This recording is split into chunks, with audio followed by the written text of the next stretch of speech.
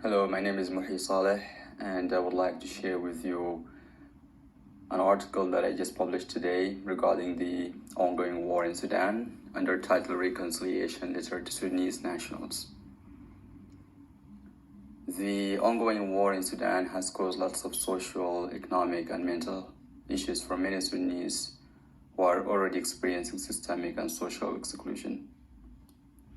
Through my article, I want to ask many questions that I refuse to believe the answers to are too difficult to guess. I would like to deconstruct the complex historical fight in Sudan.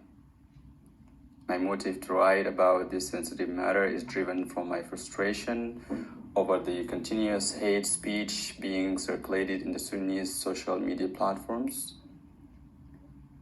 It's saddening to observe my fellow Sudanese killing each other, hating one another, and continuously orchestrating the exclusion of one another just because they are different from us. The fight in Sudan today is in fact historical and must always be considered as such. There is no doubt that the current war in Sudan has deep roots in the historical justification attempts to find an identity for the people of Sudan. I am in pain to see that my fellow Sudanese still continue to believe that some ethnic groups are better than others, or some ethnic groups are more Sudanese than others, just because of their tribal affiliations. In Sudan, the whole country is still divided into tribes that each claims to be pure Sudanese, or being the only group meant to rule the country. This claim is hard to disprove by any Sudanese national alive today. However, we still continue to perpetuate violence against each other with the complete intention of eliminating the presence of the so-called non-Sudanese national tribes. Why is it a crime to be a Sudanese national and have roots in one of the Sudan neighboring countries? Why is it great to be a Sudanese national and have roots in one of the far Arab countries? Why do we always feel proud to identify our Arabic identity and eliminate other Sudanese nationals who identify as having roots to African countries? Why do we still exclude Sudanese nationals who have their great-grandparents born in Sudan but have historical tribal extension in Eritrea, Ethiopia, Chad, Central Africa, Nigeria, Niger, and Mali? Why do we still think it's okay to openly accept Sudanese nationals with deep roots in Yemen, for instance, while continuously eliminating others with similar backgrounds because of having Eritrean heritage? All of these questions are some of the many that I am internally debating for quite a long time. I started to believe that our Sudan issue must be honestly addressed today. It's important to mention that I know some Sudanese fellows might not like to see the truth, and as usual will always listen to what pleases them. But I'm no longer willing to keep silent. I know my words will reach Sudan and will have an impact on many Sudanese. Therefore, this is an invitation for all Sudanese to collectively come together to put an end to the current war and address the core issues for our unity. Through my article, I will be sharing some of my personal experiences and struggles with systemic exclusion in Sudan. My goal is to mainly deconstruct the myth around Sudan's identity so that I could contribute in putting an end to the social injustice impacting almost all Sudanese with a focus on collectively developing our country. While growing up in Sudan, I have witnessed an ongoing systemic exclusion of Sudanese nationals who were born in Sudan but have tribal extension in one of the African countries stated earlier, which had disproportionately eliminated their participation in all aspects of life just because of their ethnic origins. I have no doubt that every child in Sudan understands that our Sudanese society experiences controversial historical identity issues.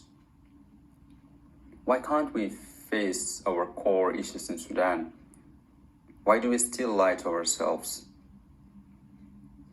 Today, I am fed up from seeing Sudanese politicians continue to corrupt and disrupt our unity by not believing that we are all, in fact, just Sudanese. Why don't we accept each other as Sudanese and keep our meaningless claim of having Arab or African identity? Why don't we understand that we are Africans and this land is for all of us? Why do we keep fighting each other while we can uplift our beloved Sudan collectively to ensure a better future for my children and yours? Why do we keep insisting that we have to completely eradicate one another? So many questions in my mind since the beginning of the war in Sudan on April 15th, 2023. And none of the answers were justifying the hate and envy of one Sudanese national against the other. Why don't we pause for one day in our life to reflect on what we accomplish as Sudanese up to date? Why don't we all 40 million Sudanese nationals, children, youth, men and women, just pause for one single day and think about Sudan's future and just imagining what we could achieve collectively? Why don't we forgive one another today? What is stopping us from implementing the same nice roads and infrastructure project that we see in Europe, America, Gulf countries, or African countries? Why do we want to continue to live in a foreign lands and abandon our Sudan? It is saddening to hear from some Sudanese fellows who prefer seeing Sudan being completely destroyed during this ongoing war and have no objection to having only a handful remaining Sudanese to develop what has left. It is absolutely heartbreaking to see Sudanese fellows who themselves fled Sudan, sought asylum in other countries due to their oppression, and today encourage the oppression and killing of other Sudanese nationals. There's no word that could be used to describe how selfish it is for someone who doesn't even currently reside in Sudan, but advocates for the continuity of this war. Such wicked minds, in my opinion, should be exposed and openly called out so that they understand that killing one another will not solve a solution in Sudan. We need to stop acting selfish today. We need to think about the vulnerable children who are currently in Sudan experiencing another worst atrocities in our Sudan's history. According to UNICEF report, as of late August 2023, about 700,000 Sudanese children are at high risk of malnutrition and about 1.7 million Sudanese babies at risk of missing their vaccination. We need to think today about the future of our collective selves first so that we can ensure a brighter future for Sudan's children. I want to remind all Sudanese people that we are brothers and sisters born and brought up in this land. Our ethnic origins in the neighboring African countries or Arab countries must not divide us. We cannot eradicate our historical tribal extension in Chad, Somalia, or Yemen, for instance, and we must accept our uniqueness today. We all know the boring and conflicting ongoing debate about who we are as Sudanese, which was initially made up by our ancestors, is no longer a profitable product and no one is willing to continue listening to it. Let us all learn from all the horrible mistakes and harms done so far. Let us all reconcile and embrace one another. We are great in our unity. Let us all make plans to develop our country. Since the beginning of war in Sudan, many Sudanese social media content makers prefer to ignite the war by spreading tribal stereotypes, which I think are very critical to the Sudan unity.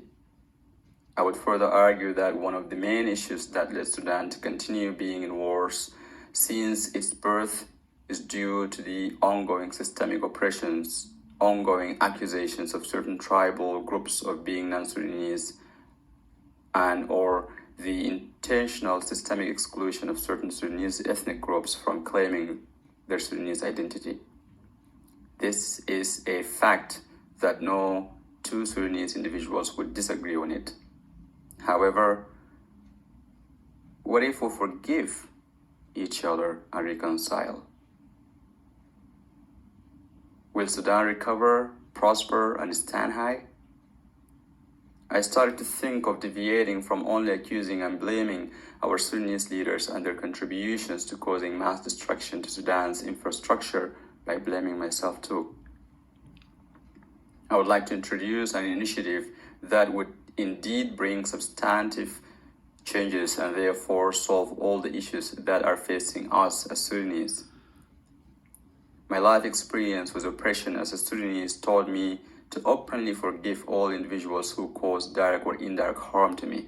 So please, let us forgive one another.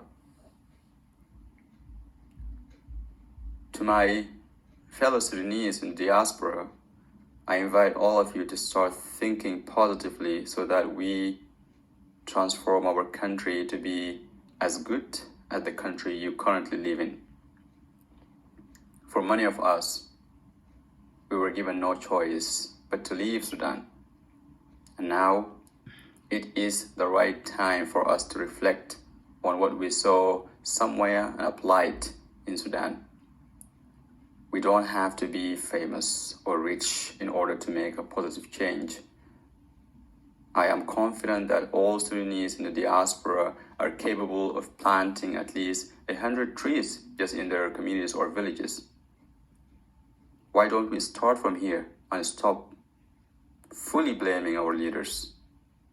I hope to see an end to the current war in Sudan so that we can prosper and stand high among nations as we should always be. Thank you.